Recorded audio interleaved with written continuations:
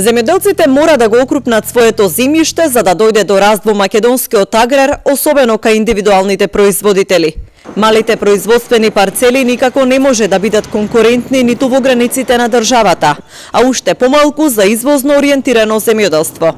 На оваа тема денеска разговараше министерот за земјоделство и представници на Организацијата за храна и земјоделство на Обединетите нации со струмичките земјоделци.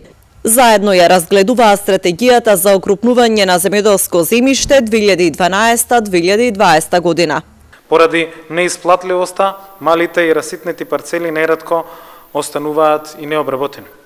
Токму консолидацијата на земјоделското земјиште е вистинскиот начин за окрупнување на земјоделското земјиште, со кој ќе се овозможи секое земјоделско стопанство да поседува земјиште на поголема парцела со правилна форма наспроти малите парцели на различни локации. Тоа ќе придонесе за намалување на трошоците за обработка на земјоделското земјиште, примена на модерни технологии и можност за изградба на подобра рурална инфраструктура. Земјоделците се свесни дека окрупнувањето е следниот чекор што треба да се спроведе, но не знаат како ќе се одвива овој процес на терен.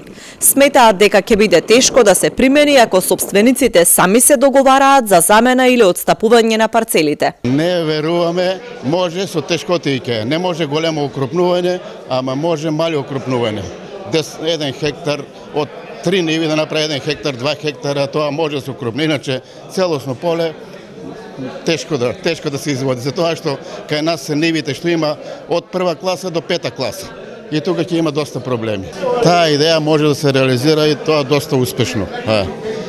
Можам да ви кажам пример, јас сум од Радовишко, иначе земја имам во Покрајчево и сум бил добар земјоделец за свое време. Татко ми уште пред 40 години има направено таков резултат. Има споено 3-4 ниви од друга атар, друго село и донесено сега на едно место, сите на едно место. И тие успеси ние ги користиме више со татко.